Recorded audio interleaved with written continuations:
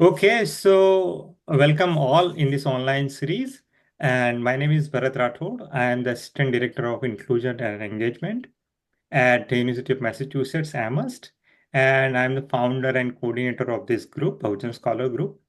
Basically, Bahujan Scholar is a network of graduate students, faculty, and professionals from academia outside India. The purpose of this network is to support Bahujan scholars, build networks, group mentoring, and organize online events on academic and professional development topics. Recently, we also started Bahujan Scholar India WhatsApp group for Indian scholar to expand our community. And I'm so glad today my friend Gaurav is here as a moderator.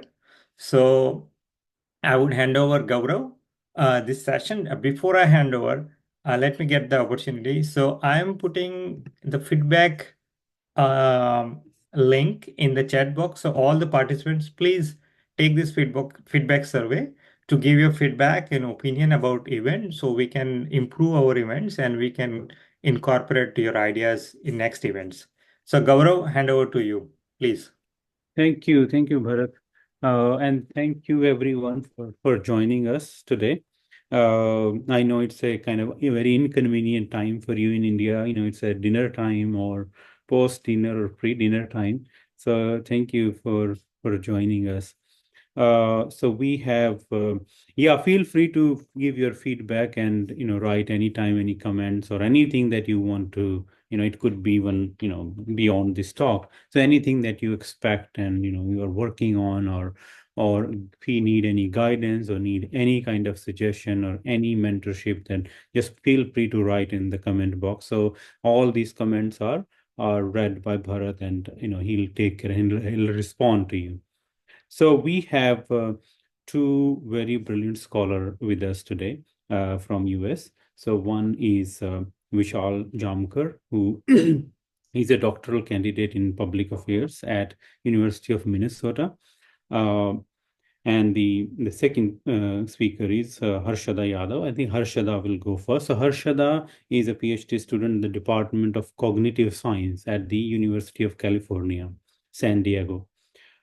She's interested in studying knowledge representation and how we use them in real time during language comprehension using neural data. So in this session, she plans to provide a broad overview of the interview process involved in a graduate school admission. And so first, Harshada will share her experience facing interviews and all, and then we'll come to Vishal, and then I'll introduce Vishal in detail, and he'll focus more on the second aspect of what happens after interview, and also the funding projects and all. How do you apply, and how do you uh, to design your applications and all. So let's welcome Harshada and so once Harshada will speak for 15-20 minutes, and then Vishal will speak, and then we'll open it for Q&A. And so we'll try to address all the questions that you have. We have good enough time. So let's start with Harshada. Let's welcome Harshada. Welcome, Harshada.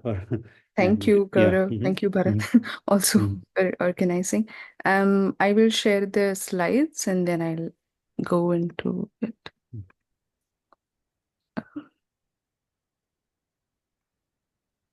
Okay, hopefully, sorry, it's always awkward to adjust the screens.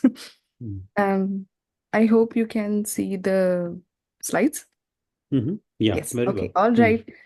Hi, my name is Harshada, and I'm a graduate student in the Department of Cognitive Science at UCSD here in California. So what I'll talk about is the interview process that happens as part of your graduate admission process. Like you submit your SOP and then some departments would invite you for interviews. It's not a norm, not all departments do it, but at least the programs I had applied for, I think it's a norm in my field. So I was asked to come for interview. So this is primarily based on my experiences during the interviews, which is very terrifying. And it's one of those things, it's like you don't know what you don't know. If you don't know people around you who have gone through like graduate programs or admissions. It's kind of a but at the same time it's a very open-ended things I'm talking about like from my experience, and I'm very happy to like answer questions if we have them later apart.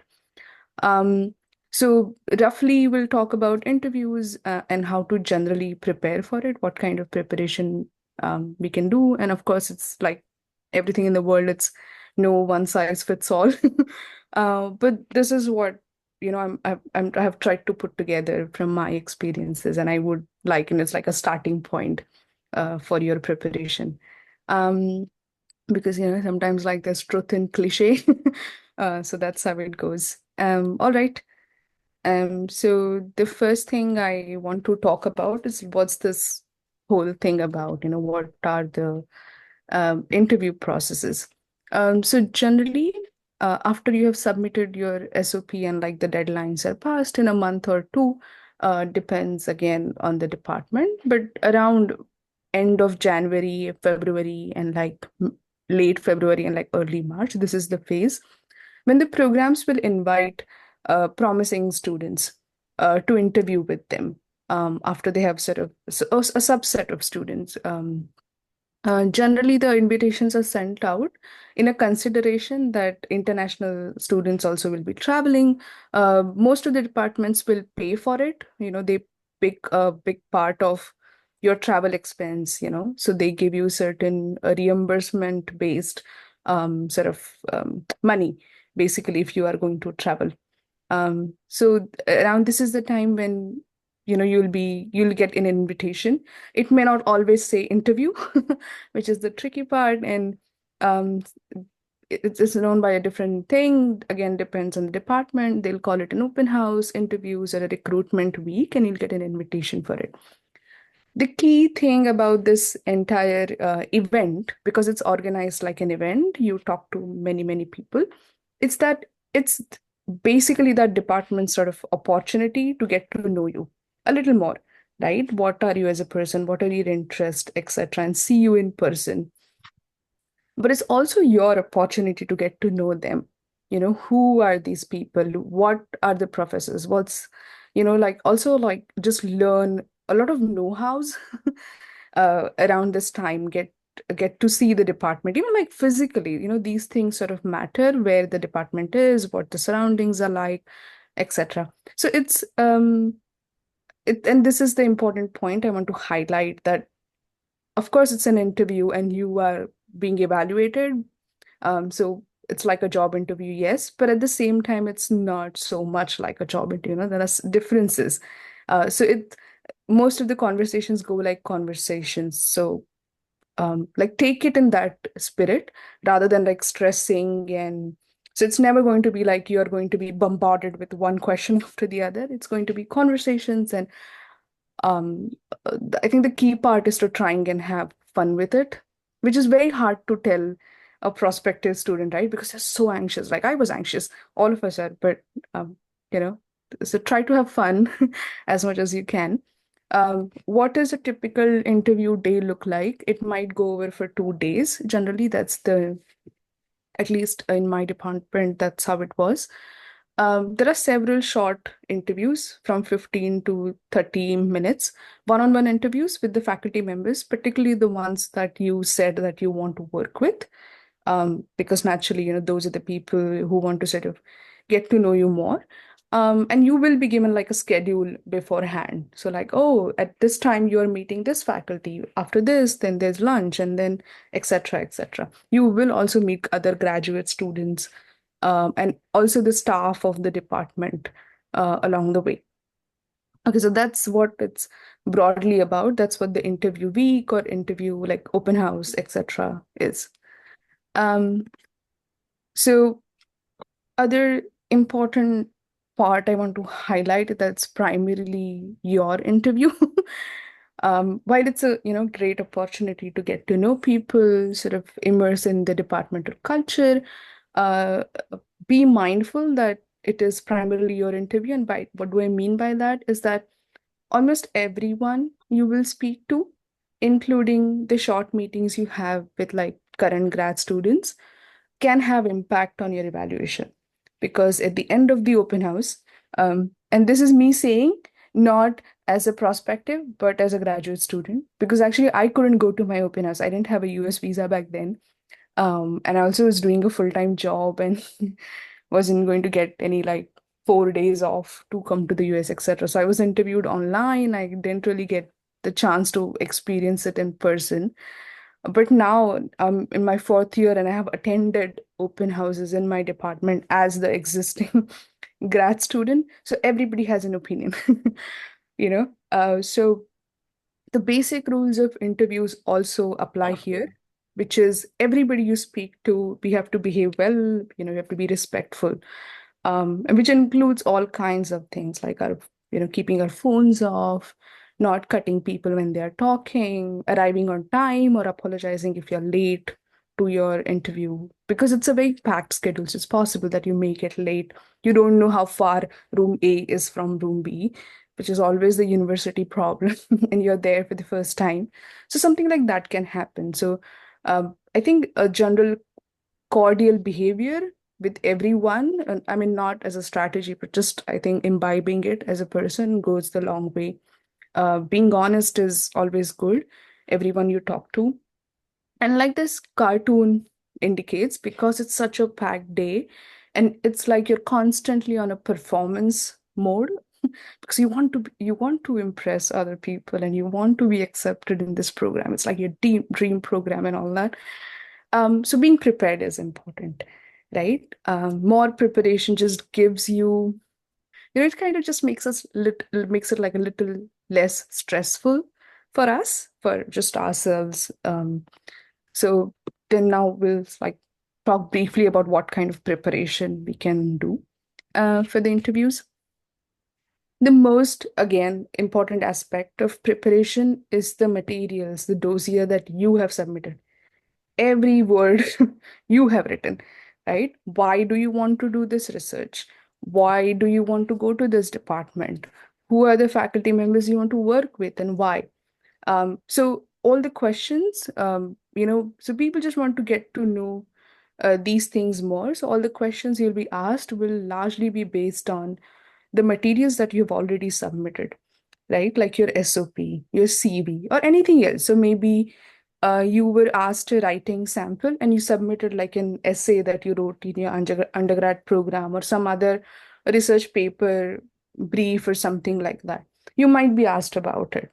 So because it's your material, like I know that it's your life, so you haven't forgotten, but it's a good idea to review it before you go for the interview, just because, I don't know, having a quick recollection will make the conversations move like easy.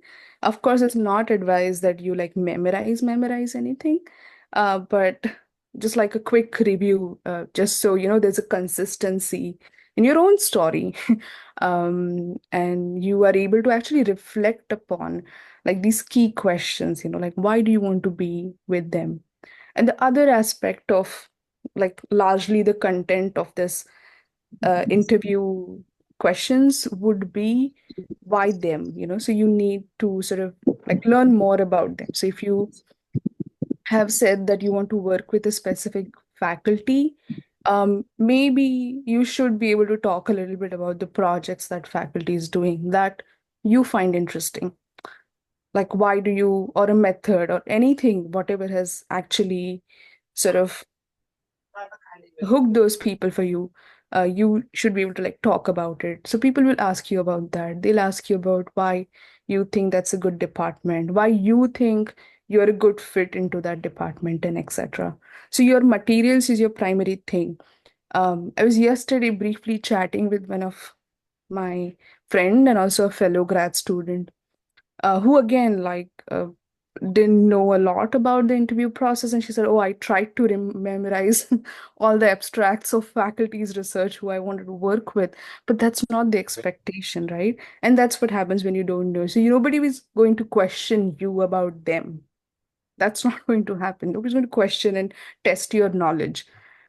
People just want to know you better. So I think keeping that in mind is very important. So don't try to memorize faculty's abstracts. Don't try to memorize some other things, but try to remember what you have said yourself, your own words, and how you can sort of substantiate and support everything you have claimed in your own application. Okay, so that's the key part. So just review your own materials, think in your own mind what kind of questions I would be asked based on these materials. Okay. Um, then I wanted to briefly just like mention a few common questions. I think we just talked about them also in context of our material. But these are the common questions. Tell me about yourself. What are your research interests and why? Tell me about, the project you did, like just elaboration of everything you've written. Why? Like that's also a very common question. Like, why do you want to go to grad school? What makes you a good fit into our department? And this is not just about research, but you can be interested in other aspects of the department, right? The department's culture, the other like ancillary programs the department has, and things like that. And why do you want to work with a specific person and, sort of explain that? Um, and the cartoon I have here is just for fun. There's a baby chicken there, and there's a mother chicken there, and the baby chicken is playing violin and saying that, "Oh, I don't want to practice. I want to skip ahead and to the part where I'm, sort of awesome," and that doesn't happen. So I would really advise that you practice. Like, take your friends, ask your mentors, whoever partners, parents, anybody around, and practice these questions. Again, the part is not memorizing, but more like you should know, at least around your own research or interest, at least two or three key things that you want to say if you are asked that question. And that is the question you'll be asked the most. Like most people will try to get to know you through the kind of interest and research you have done in the past and why that program.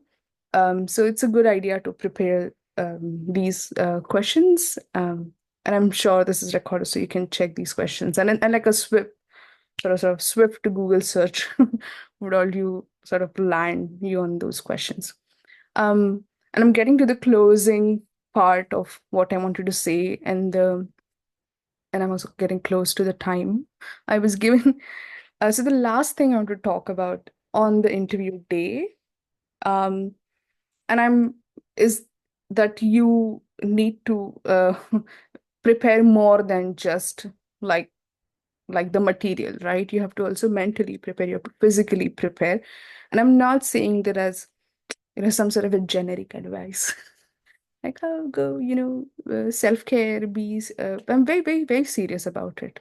Not just during the interview process, but like overall life, but especially this time, it's a very strenuous time, right? Imagine you have to talk to like many, many people. You have like an 8, 9 hour schedule that you have been given. You're constantly on top, and it's not just the interviews. You have lunches, you have events. There are going to be talks.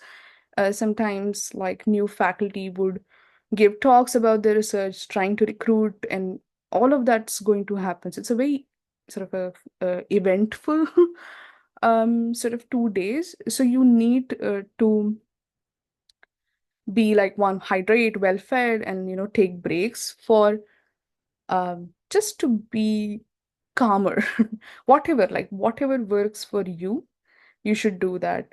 Everything affects your physical or mental state, something that makes you anxious or like yourself better.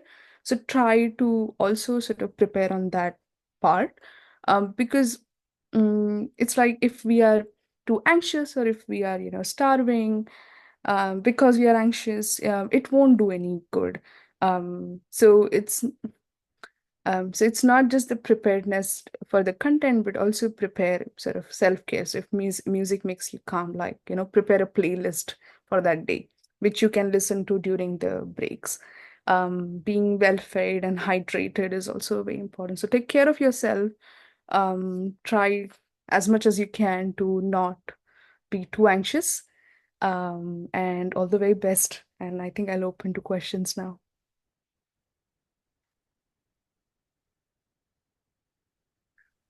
Thank you, Harshada. That was Yes. excellent. Yeah, it was like a brief TED talk and very motivational. And I think you covered so many things about the how to the challenges of the interviews and also the behavioral question that you address very well. And uh, I think overall what I got is like what the question is what makes you good fit in the department, and I think that's where if one start with that, it kind of just kind of systematize your application around that. Great. So feel free to type your questions, and we can have like the open after maybe once Vishal speaks. So let me introduce Vishal, and then we can have you. But you, in the meantime, you can prepare your questions. Okay. So let me introduce Vishal. Vishal Jamkar is a doctoral candidate in public affairs at University of Minnesota. He's engaged in research covering the themes of caste studies, development economics, and agrarian studies in India and the Middle East and North Africa. After a brief stint in the corporate sector, Vishal worked in an Indian non-profit with Dalit and Adivasi women collectives in central India on gender justice, microcredit, natural resource management, farmers producers cooperative, and the right to work. He also served in an advisory capacity for rural development on the Government of India project and the state government of Chhattisgarh and Madhya Pradesh. His intellectual mission is praxis-based knowledge creation by centering the voices of marginalized communities. And apart from that, I think he's also been actively involved in the anti-caste struggle here in the US, and he's been very active in all the anti-caste activism around, like you must have seen whatever is happening in the US. So he's been a great colleague and a comrade there. Thank you, Vishal, for joining. And yeah, over to you, Vishal.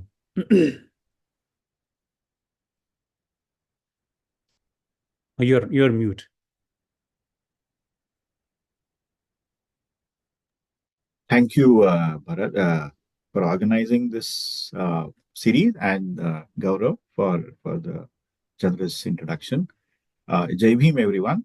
And I'm really excited to share my experiences as a graduate school applicant, and my focus would be on funding for PhD program in the US. And I want to highlight that this is so although we are talking about funding, the focus would be on the PhD program, and that too in US. If you have other questions regarding funding for the master's program or something, which I had also availed, but we can take that up in the question and answer session. Yeah. So why do we need funding? So we need funding if you're coming for a graduate program in the years, especially for PhD.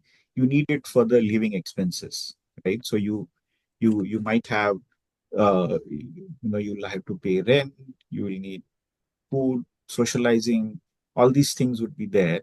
So you would need funding for that. You would need to be take care of your tuition fees. When you're admitted to a program, you'll have to pay tuition fee, right? I mean, one is supposed to pay tuition fees. Then there is a health insurance. And then there are other miscellaneous expenditure like and like gym fees. So there's a whole lot of other gamut which kind of it is there.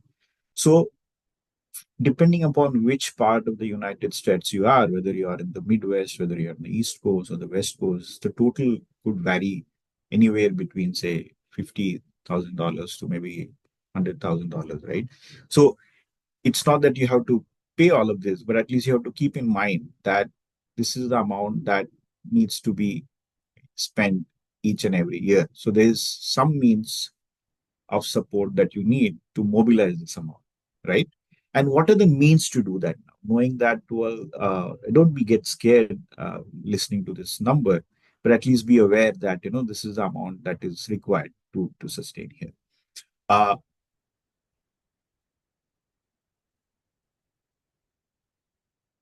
Yeah, and where do I get these funding from? So there could be like roughly four ways that you can get this funding from.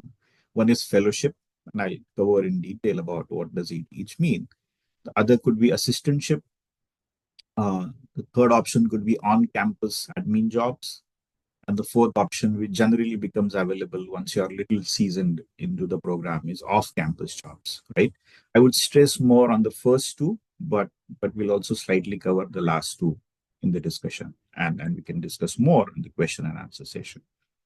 So fellowships are generally financial awards given to students, right?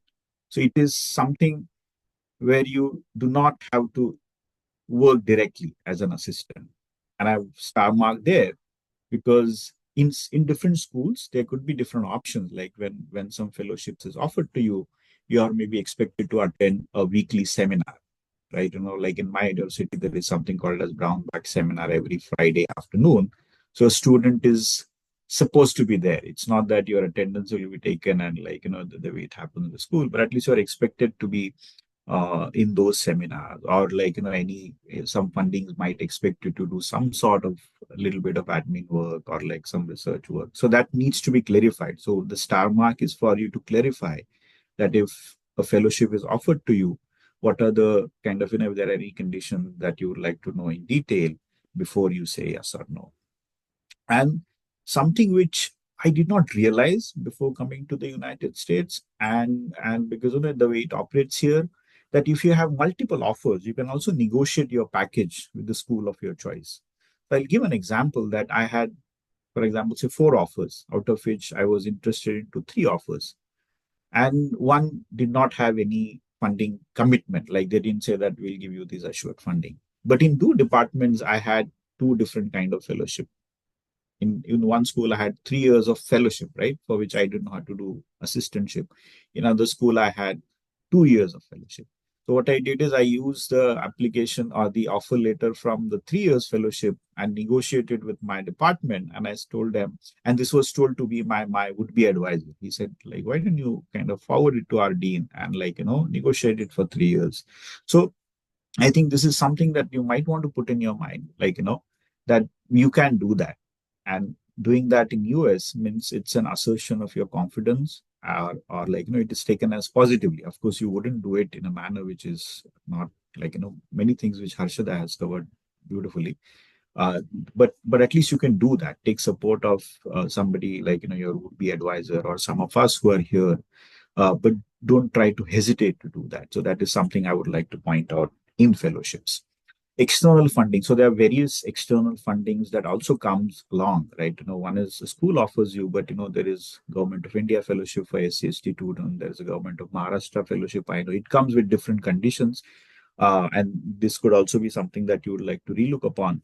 I wouldn't go in detail today, but at least, and there are other these external fundings, maybe interest-free loans that Tata gives, like Mahindra, American Association of Women, like so according to your criteria, there could be different external funding. You could partly fund your uh, kind of stay in the PhD program.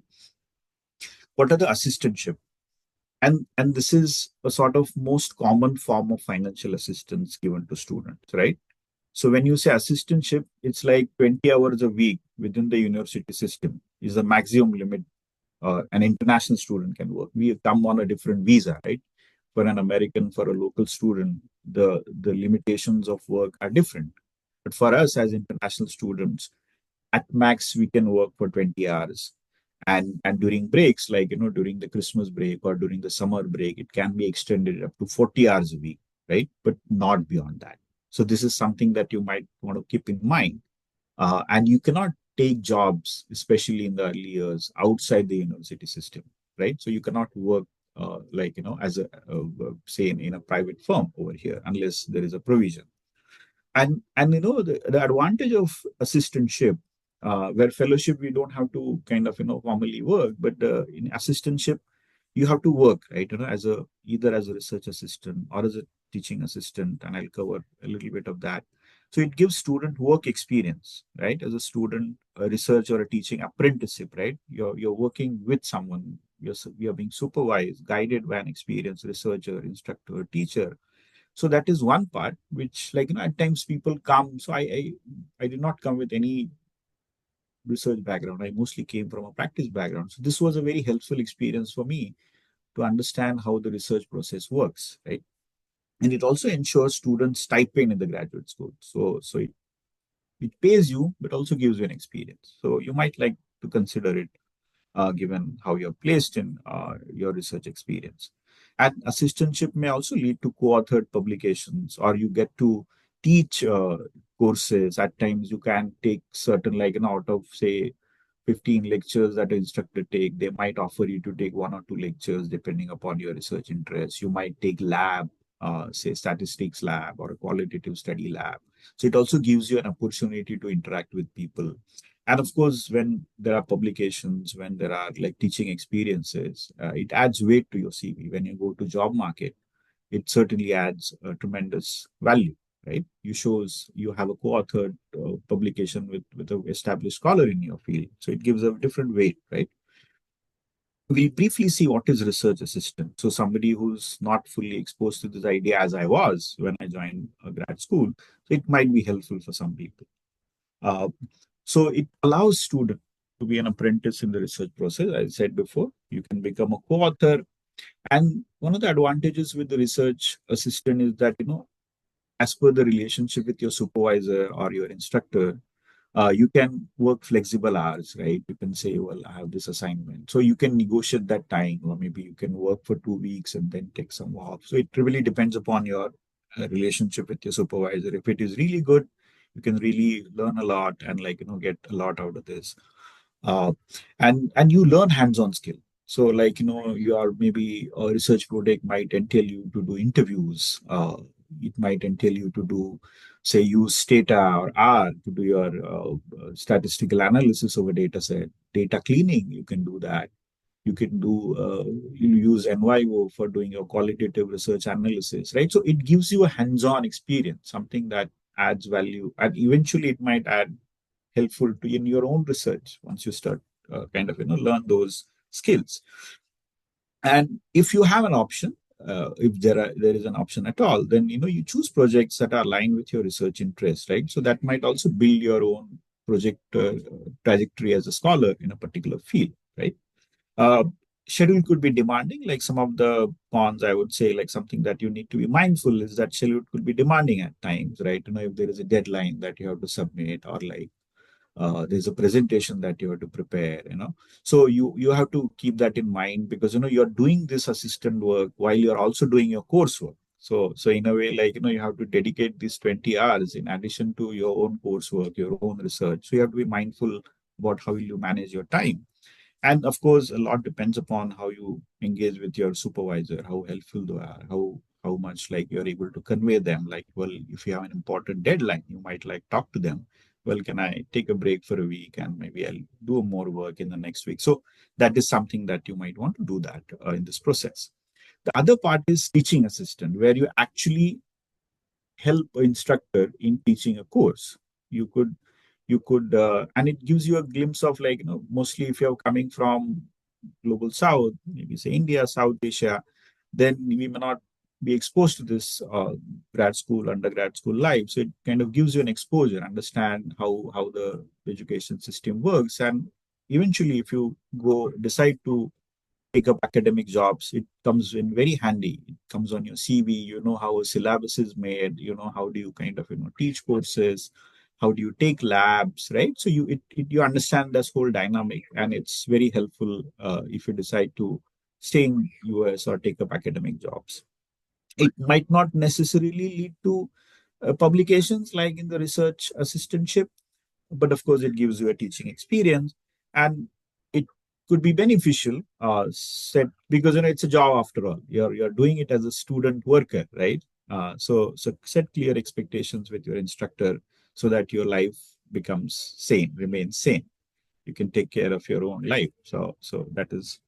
And you could also do on-campus admin jobs, and which means you could do secretarial work, like, you could do be a kind of you can be an event organizer, you can do some desk work for a particular project, right, where you don't have to really put in a lot of effort, but it's a currently light work.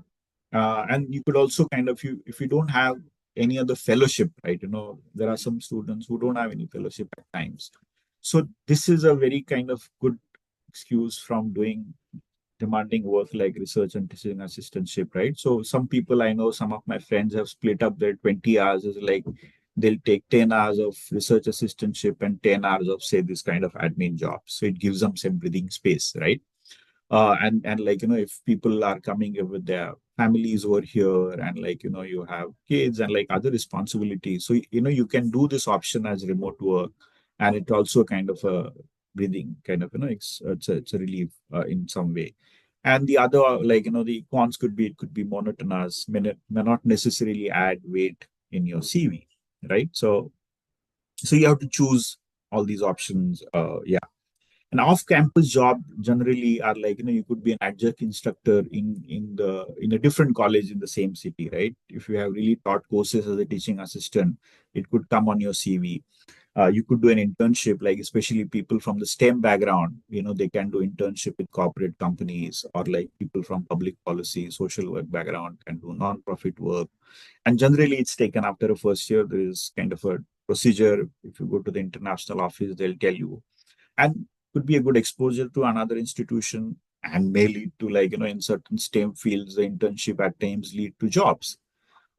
So you might like to consider that depending upon your funding.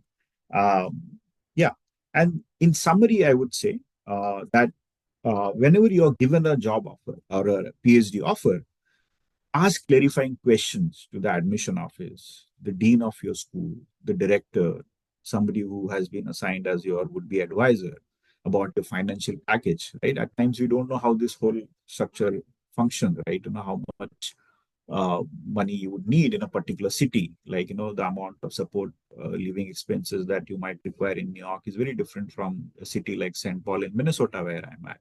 So discuss these things with maybe ex-students, right? So don't hesitate to ask these questions. It is always considered as a kind of a positive attribution of a student who's coming here. Do not hesitate to negotiate about your funding package with the school, right? If you have multiple offers, I would again stress this point, and I can't tell you how beneficial it was for me to do that, as my would-be advisor advised me to go ahead with that.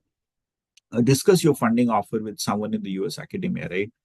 Feel free to approach any of us and share your funding offer, and like take clues from them, and at least see to it that your tuition fees and health insurance is covered by the school, because it takes a significant amount, right? And I know some of my colleagues have been offered PhD programs where even they have to really look out for their tuition fees and health insurance, and it's unlike a master's program where where you will have a job soon after your like a kind of master program. PhD is a long haul for 5 6 years, so see to it that at least you don't have to pay these things from your pocket. And I would say recommended that unless and until you have assured funding, think about accepting a PhD program, because it's a long haul. And so as to do rigorous work, it's important that your funding is taken care of. Otherwise it could become very challenging to really kind of search for your funding, also work on your coursework, and maintain your sanity. So that is for all, and I would like to take up questions later. Thank you.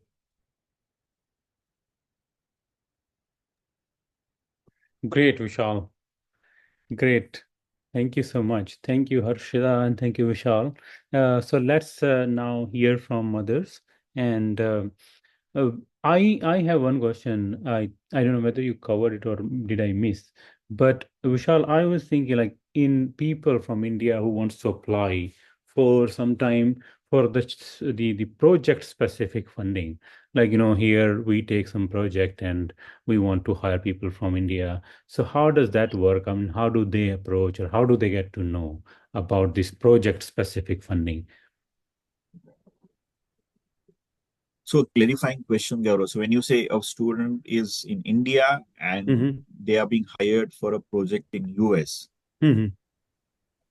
uh, I have not directly experienced it, like somebody being hired from US, but I would say like if one gets an option, you might think about doing that, because it again adds to your CV. I know some people who work mostly in like randomized controlled trials, development economics, right? So there's a lot of these work happening with JPAL, right? Uh, so like they have different offices. They collaborate with nonprofits in India. So yeah, so if one gets an option like that, I know many students who especially come to the economics program, development economics program, have such kind of experiences on their alley. And politically, well, people have different opinions on RCT or something, but at least if you get a chance and if you're okay with it, and like so having that on your CV as a research experience while you're in India, uh, could be a good option, I would say. In US they call it as a pre-doctoral uh, studies, right, where they actually work with say labs in so you have labs here in say economics lab in Berkeley, UC Berkeley. So they would work with as a pre-doctoral kind of students. It pays them some sort of stipend, also gives them a research experience, and meanwhile they can also polish their own CV. They can work on their idea. So it's a good option, I would say. If people get such options, I think they should wholeheartedly embrace it and get that experience, especially if you're coming from a Bahujan background and you may not have seen how the research world happens. You could be a first generation scholar. So it also gives you an opportunity to understand whether, well, this gives me excitement or not, whether doing research is very different than doing a practice based work. I think it's a good exposure to research world, and I think we should really take ahead. Yeah. Good, Vishal. Thank you. So let me ask others. There is one question in the chat box. So we have good time. So, but Rahul is also asking one question. But let me see. Vinny typed his question in the chat box. But Vinny, do you want to ask directly? You wanna so that way other can also hear, or should I read from the chat box?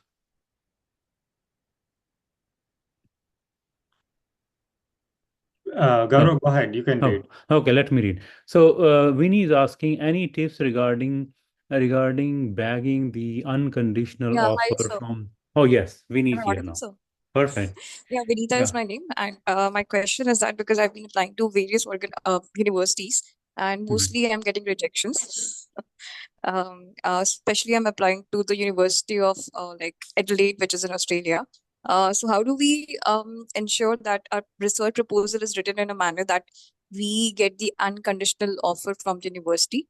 And could you also mention certain organizations or institutes, such as I think nearby my home there is IDP, but any institute that you could mention which help with this process as well?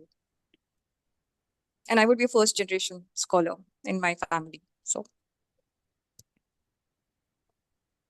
Vishal, so this question is for you. Acha, yeah. I thought even Hashida could have answered it. Yeah. So Yeah. I would say I mean, my understanding is that find a person, a professor, a scholar in a particular university which aligned with your research interests. So what you're talking about is your research interest has to align with at least one or two professors in that particular school. So that person has to really say, well, I want to work with Vinitha or Vishal because both. It's a very mutually enriching process. As I understand it, that even the instructor over here would like to learn from you. Like they may not be as a perfect kind of they know everything that you're doing. It's not like they also feel some sort of excitement in your research proposal. And I think if there is a match between your research interest and their expertise, some sort of expertise, then I think they put a hand on you and say, well, this is the student I want to work with. And, if they have a program, like, you might come to know from their profile, if they are kind of, have a particular funding, they are a principal investigator of a particular funding that they're working on.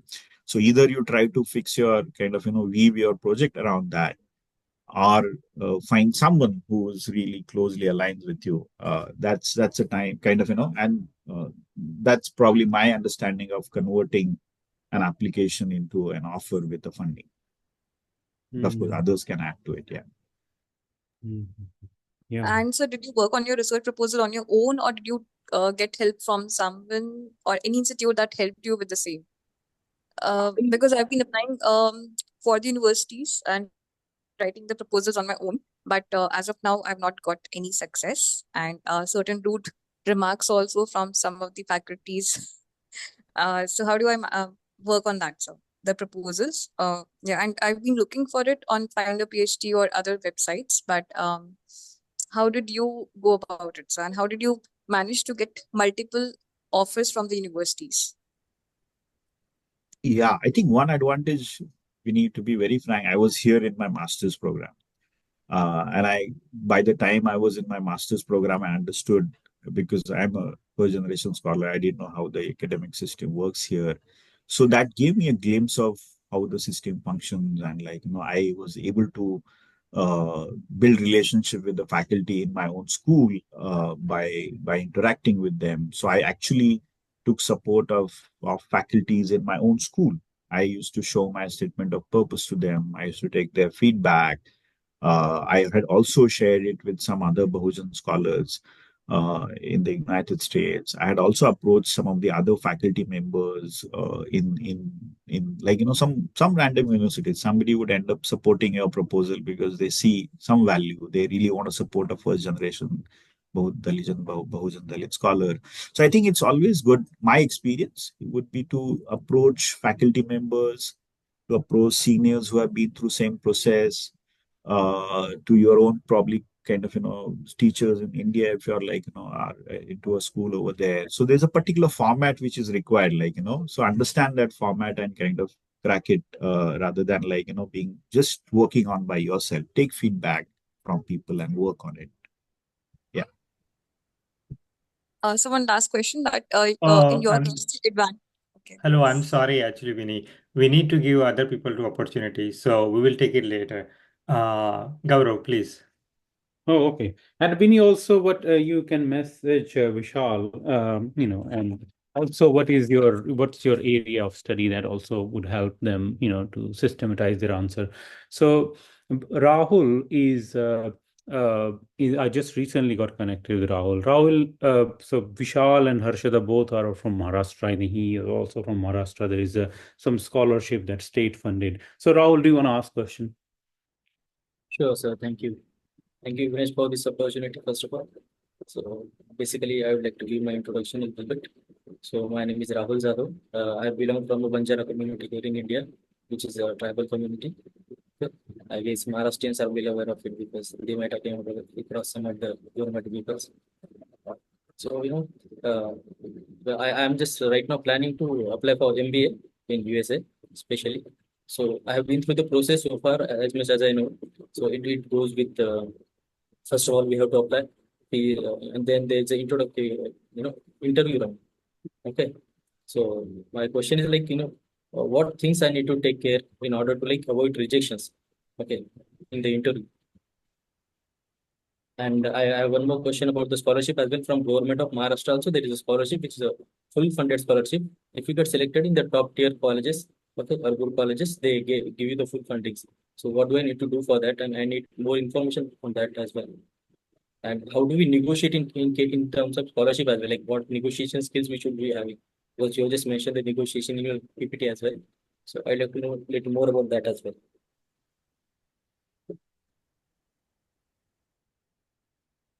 I think whoever, Harshada, Vishal, whoever wants to go, please. Yeah, I can start because you asked about interviews and how to not get rejected in interviews. Is that what you asked? I guess if I understood it correctly. Yes, yes. Hi, Rahul. I Varshita.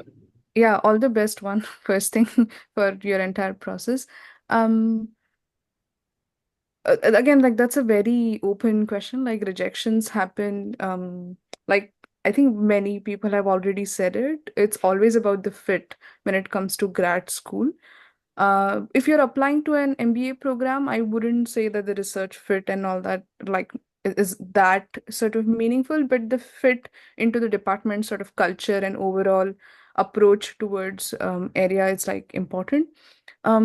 I personally don't have experience in any MBA interviews as such, but I would say that the same things that are meaningful for any other interview are meaningful for the MBA interview, which is you should be able to answer why you want to go to that program, right? You should be able to talk about your previous work experience if that's relevant for your program. If your program, like there are MBA programs I know that particularly seek out experienced candidates, like they really want to have a cohort that comes with a variety of like professional experiences. So I think those are the things you should be able to talk about. Like I think my bottom line is that you should be able to talk about your own life. uh, Most importantly, like preparing questions around it, and avoiding rejections. So that's very hard because, like I said, it's in the end about the fit. So you should apply to programs where you think you would fit the most as well. Sometimes I have seen like when I was applying, I applied to 4 programs and everybody was like, that's too low and you have to apply to many. And I was like, I'm not sure if I would fit. So if you like throw an arrow in the wild, it might go, randomly. But if you are very purposeful about your own application, if you're purposeful about um, specific programs, your purpose was about like faculties and what kind of career you want after that, I think that shows. So it will show. So I think that's like sounds pretty generic, but that's the kind of advice I have about not Thank you, avoiding. Harshada. If Thank you you. want to avoid rejections, just be more purposeful about your application yourself. Okay, Sure. Vishal. Thank you. Thank you very much. And Rahul, if I'm not mistaken, I think you are applying for a master's program, which is also MBA, right? Yes, sir. So my limited understanding is that generally for a kind of STEM or commercial programs like that, business programs like that, there may not always be funding support because they expect you to kind of graduate, have jobs, and like the way market functions, which something which is beyond the kind of scope of this kind of discussion. But you might also like to consider. I have seen a few people coming from a privileged caste or privileged background. They come here, take student loan, do MBA or do say data science, masters in data science. These are very packed programs, 15 months, 18 months. And they get land up jobs and they can actually repay their loans quite early. So I know this is beyond the scope of this research. Our focus is on PhD funding. But if you're going for an MBA course and if you have like, and it's a good school, then do also expect that you might get a job. And even if you have to kind of, finance your own master's program, you might think about it.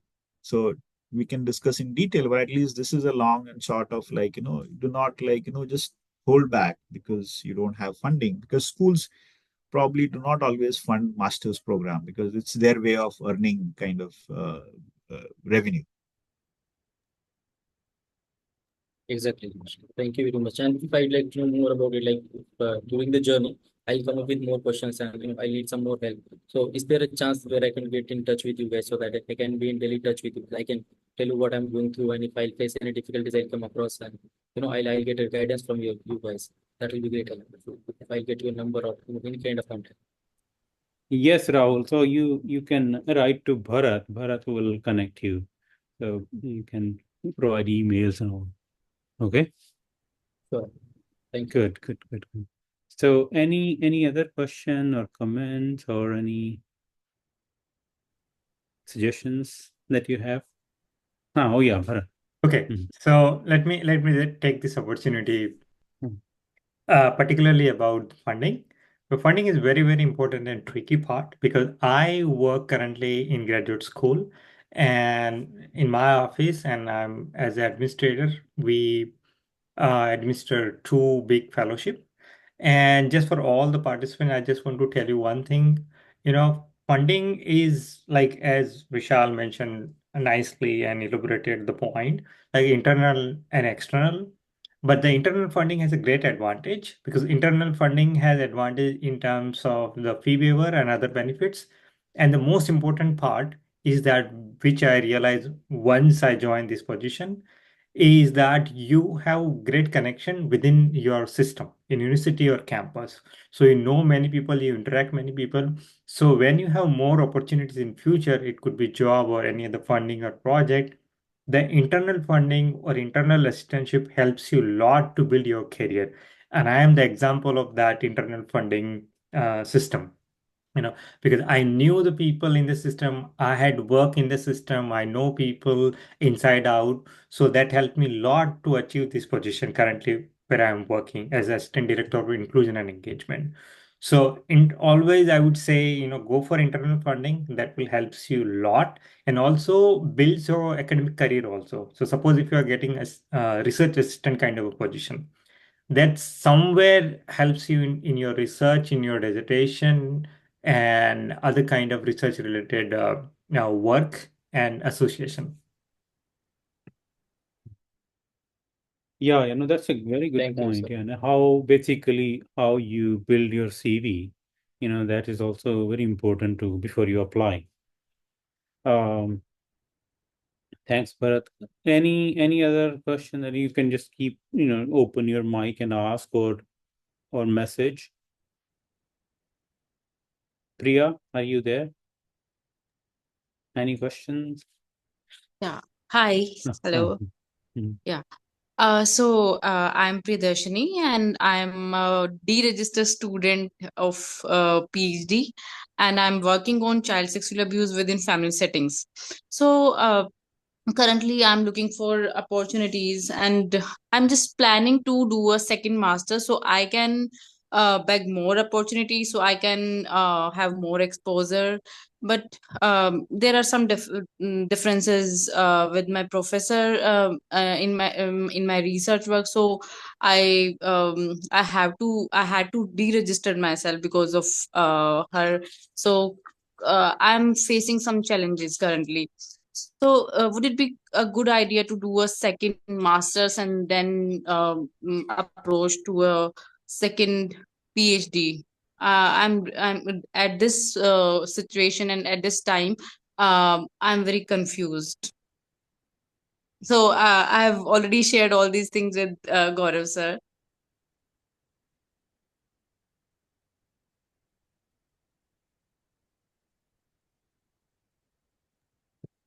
May I? Bharat would be the right person to Yeah, answer yeah, this, please, please. right? Yeah. So Mhm. yeah, uh, Priyadarshini, in your case, because I normally deal with this kind of question because we have so many fellows, around 300 fellows, and almost I would say once in a month or so, the fellow comes with this kind of complaint about uh, their professional association with their advisor, Yeah. and because of many issue, it could be many things. I would suggest that in that case, if you could switch on to another advisor, if it is possible, that would be great, because starting a whole wheel again, that would be extremely difficult. And somewhere your previous record, your previous academic program, that would actually create obstruction in your way. So I would say, if possible, you can switch to another advisor, or if possible, you can switch to another program also, because I know some people, those who not only switch the advisor, but they switch to entirely a different program in the same university system. So I don't know what's the situation there. Okay. Okay. Yeah. Okay. Thank you. Thank you. And Vishal, Harshad, I think there are a lot of students that especially among the Dalit Bahujan student, they face this kind of situation, and which is kind of a very normal phenomena these days. I mean, academia. I don't know much about sciences, but in social sciences, this is happening a lot. So, but and then I think when people take this approach of doing the second masters and all, so I am actually not of the opinion of doing another master's and all, rather than actually building up your CV and looking ahead, taking a step forward rather than. So, what do you suggest, Vishal and Harshada? What do you do in this kind of situation? Any thoughts? I think I attest to what Bharat and Gaurav both said. Um, I changed my advisor also in my second year. So that's why Here exactly. in the US, you mean? Yeah. Okay. Right. And our department allows it also. Basically, Mhm. the nature of Mhm. the department is so so I was very fortunate to have that kind of a department in place. Mhm. Um, It's very important, like especially if you're a first gen scholar, if you're a Dalit Bahujan student, the know-hows are very tricky, and the kind of fear you face when you're like, oh, it's not working out, or it's not a conducive situation in a variety of ways. You really want to just like give up and like maybe start from scratch because you're scared. But the good idea is to not be scared like others are telling, because you have seniors like Bharat and Gaurav who are saying, okay, don't move forward because you already have learned. If you have, I don't know how long you have been in the program, Priya, but say maybe you have already learned the skills for first 2 years. You've done your coursework, you have already acquired some skills. Why put it to waste, right? For another master's. So you're already an advanced student, you have advanced skills. So take it further is what I would say as well. Take it further, apply to another program. And if you're applying, if you were already in the US, your credits also transfer. I've seen people do that. Like go to a complete new program, credits transfer. So instead of like starting all the way in the first year, you might actually start in the second year or something like that. So it gives you some time saved, also saves your time. So yeah, that's the suggestion. Maybe take some time off if you have, I don't know, if you're coming from a stressful time. Take some time off, think about it, talk to people. Um, like don't rush into anything, because in Marathi there's a saying, it's aad hai tum porat. Like from one bad situation to another bad situation. So yeah, all the very best and very happy to talk any further if you want to. Good, good. Thank you, Harsh. That's a very, it's very helpful to hear from an experience. Yeah.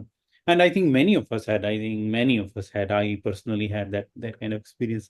So let's hear more from anyone else. Oh, there is let's see. Bharat, so there is WhatsApp group link people are asking. So Bharat, you can, yeah. Already posted, and we will work because there is some technical issue. Good, good. So how much time do we have, or should we We wrap it have up then? we have time. Yeah, I can Okay. quickly add one thing. What is Yeah. Gaurav, you pointed out in terms of situation in sciences.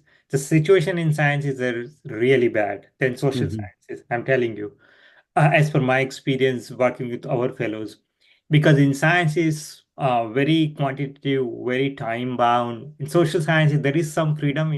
There is not that kind of a compact program, but in science is like compact program, and they have to get it done. So I would suggest that, it's very common to have issue with your advisor, So earlier we were talking, you can talk with your dean or chair about changing your advisor, or you can, think about changing your department or program. If you are in early stage of your program, that is like absolutely fine, no issue at all. But in science, it's just for your knowledge, situation is really bad actually. And for doctoral student, I would say as per the research, around 50% doctoral student has some kind of issue in terms of mental stress and mental health issue, right? So we have to keep in mind that particularly doctor program is not easy ride. It's stressful, it's longer, it's confusing, it's hard, but I mean it's worth, to have it. Come on. Yeah, exactly. And also, Bharat, your book also talks about this journey and Dalit academic journey. I think that's a wonderful book for every students to read. That how they are not alone in this journey. Everyone has the similar kind of experiences. Bharat, can you mute Ramesh? So good. So any other final thought? Then we'll sum it up. There are, good. I don't see many. These are all new people. So, but feel free to ask any questions around. I think Harshada's the interview questions were really good. The way how should we prepare? Okay, here we have. Oh, this is Bharat's book. Yeah, and feel free to write to Bharat more about the yeah.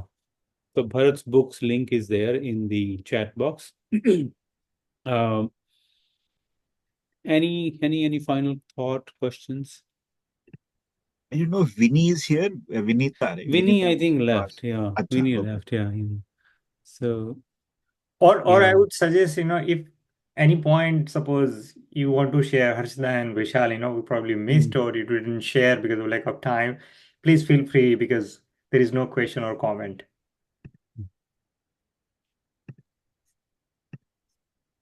Actually, I wanted to ask one more thing. Like Harshada and Vishal sir, are you guys there in that WhatsApp group? Bahujan Scholars. Oh, Yeah, thank yeah, you. they're there. Mm.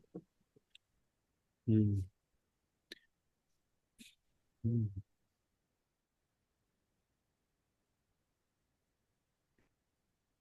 So I have posted So again the survey, a feedback survey link. So all the participants, please take the feedback and give us your feedback. Yeah. yeah. So Harshada, what stage are you in now in your PhD? I just qualified this week. Oh, you're done. No, Yeah. just qualified the exam. So I'm now an advanced student. I'm a PhD candidate. Now I finished Yeah. my First coursework. hurdle. Oh, Yeah. okay, good, Yeah. So you're very Yeah. so good, fresh Just now. now. Great, Yeah. So I wonderful, guess 2-3 years more to That's a great complete. achievement. That's like, yeah. yeah.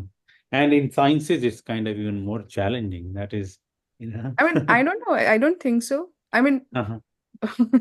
sorry I think I cut you.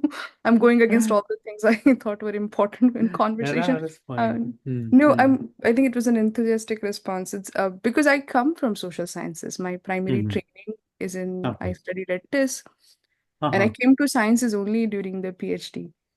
Have non-profit experience and public policy developmental econ sort of work. So that's a different story. So I think this was important for me because I always felt like an outsider coming to sciences. So this And finally feels like, what was your discipline in TIS? oh, I studied rural development undergrad. Okay. Yeah. Okay. So At now this, you're more into psychology. yes, Okay. psychology and then neuroscience happened sort of by chance. Little bit. An It's a interest. clinical part.